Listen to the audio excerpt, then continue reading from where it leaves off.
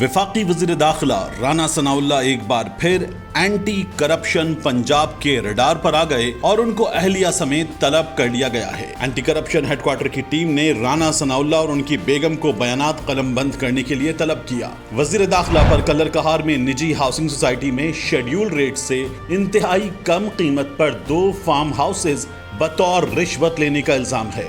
Housing society के मालिक अखलाक अहमद पर अपनी गैर कानूनी सोसाइटी को रजिस्टर्ड करवाने के लिए राना सनाउल्लाह को प्लॉट देने का इल्जाम है। राना सनाउल्लाह अपनी अहलिया नबीला सनाउल्लाह के हमराह बतौर वजीर कानून सोसाइटी की इफ्तिताही तकरीब में शरीक हुए।